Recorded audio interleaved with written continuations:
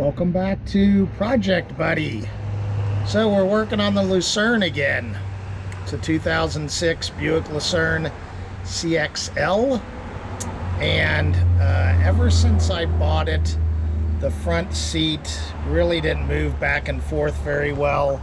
I've tried to finagle it, and I got it to work a little bit, but it's shot. So today I picked up a replacement seat from a salvage yard, I guess I would call it. Some would say junkyard. It's the same color. It's not exactly the same seat, but I'm hoping that everything's going to wire up properly and be okay, and we'll go from there. So this is what we've got so far. So here's the new seat, and I moved the seat up. I've got to take some screws out of the back and fold it up or lift it up, and then get this seat out. I noticed when they took the other seat out that they just cut the seat belt, so I just need to take that bolt out and attach it to the new seat. So we're gonna go from here. So hopefully you'll enjoy it. Hopefully it is beneficial to people, and we'll go from there. So one of the first things I did, I don't know if you can tell, but in here I have some connectors. I had to unplug them from the seat so I can get the seat out. So I have the seat out of the back seat. I've taken these covers off the back, and I need to remove this bolt right there and start to get the seat out. And I see a shiny dime down there, so there we go. That'll pay for part of the part. Okay, so I've got those bolts out. I now have to lift this forward and pull it back to get it out of the way. Well, I got the seat out. Now I need to take this part off so I can get the seat belt detached, and I'll be able to get the whole thing out. The one thing that I'm a little concerned about is, were there other wires that needed to hook up other things? But if I got the back and forth going, that will be fantastic. But I think I can figure the rest of it out, or improvise. I did have to take off a trim piece that was here. I just used one of my tools, sorry for the angle, and just pulled that off and pulled a piece off here that just snaps right on. So we'll get the seat belt part off and proceed. So I got that part off, and sorry, here it is here. So I got that detached. I should be good to pull it out. I did need to use my big breaker bar because that was on there pretty good. So considering it was on there for almost 20 years, and I'm sure they put never sees on it, so we'll put that back on.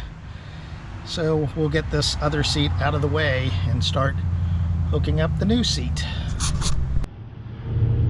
Okay, well, based on what I can see from the previous vehicle, or the seat I just bought, and what I've got, this is the one from the seat I got. It's got a lot more wires hooked up to it than I've got.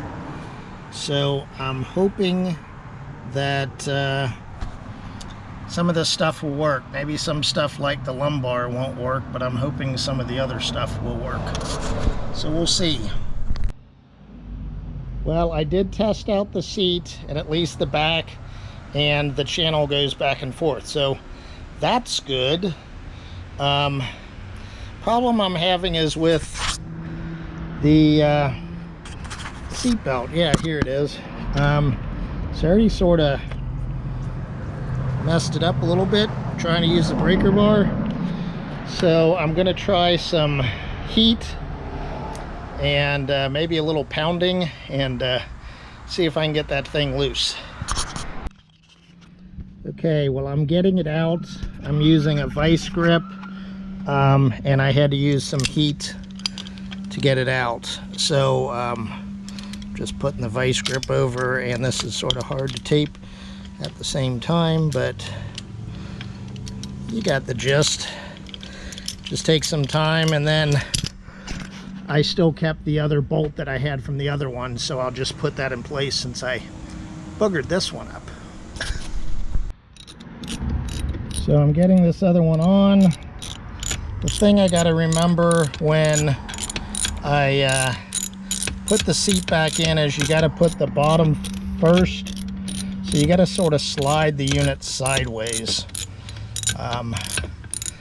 So that's what I plan on doing.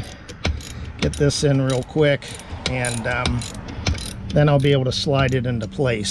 So really the only tough part I've had so far, sorry if I'm not looking at you, but is I needed to double check with the wiring that, hey, it was going to match up.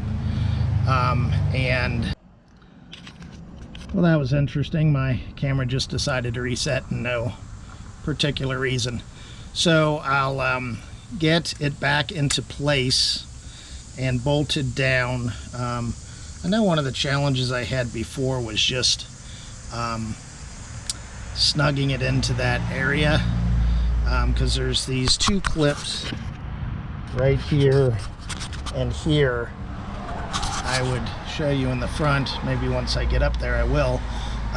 So they have to slide into a channel, and then you just bolt down the back. So we'll see how that goes. I know last time was a bit of a challenge, and I had to finagle. Okay, don't know what's going wrong with my camera. It shut off twice. So right now I've just got it sort of sitting up there. I've got a cushion up there so I don't ruin my back seat. I hooked it up to the power so I could lean the seat back a little bit so I can angle it in a little bit better, because the door was just getting in the way, and the rest of the car. Oh, I scratched my inside a little bit. Oh, big deal. It's not a total luxurious car when it comes to paint job right now. So I'm gonna get this into place, and I'll show you where those slots are when I get there. Okay, if your car is anything like mine, and I think everyone in the world, there's junk all around. So I'm gonna sweep that up before I put the seat in. Okay, so as I promised, these are the slots that I've got to get it into.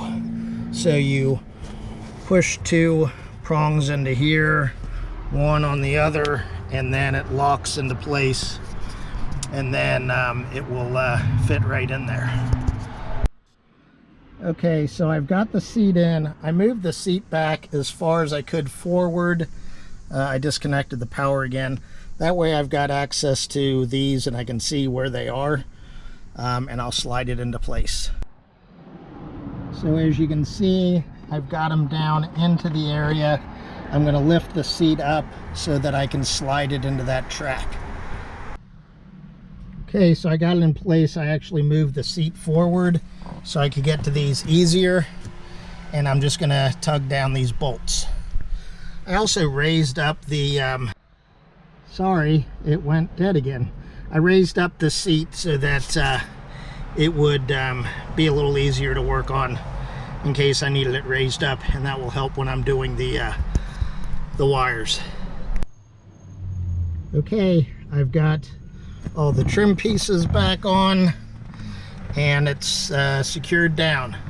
So now I need to just go back and I'll show you where the electrical connections are, and there's an airbag connection. Okay, so I've got a connector right there, and this connector, I just slide it into place. Easier said than done. And that will lock that. That's for the seat, and this is for the airbag. So I need to make sure I've got that aligned properly. So that is in. Seat works. Goes back. That's good.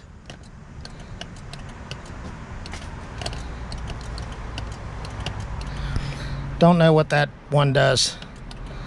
Oh well, doesn't matter. Seat works. So that's it for today. I gotta put one trim piece in, but it went, I thought, fairly easy, even though I had some challenges along the way. It went a lot quicker than what I thought, but I did take the other seat out at one time just to see if I could fix it, and that really didn't work. So anyway, I've got to clean this one up a little bit because there's some dirt on it, obviously from when they pulled it out. Probably would be thinking, so why do you bother to do this? Just seems like a lot of extra work. My main thing is used car prices and new car prices are outrageous, and I got this for a really good deal, and with the exceptions of the brake and some sensors and this seat, that's all I've had to put into it. So brakes are something you got to replace anyway, brakes and rotors. So it's gone well. I'm pleased. Now at least I can have the seat set to whatever setting I want it, and my wife can drive the car whenever she needs to, if needed. So that's it for this project. Hope you enjoyed it. Please like and subscribe and leave any comments. I appreciate all you that have subscribed, and even the ones that haven't, thank you for watching. And sorry, sweat's getting in my eyes. And subscribe if you feel some of this is useful, or maybe you just enjoy me doing projects. So thanks again, and take care, and we'll see you on the next project. Bye-bye.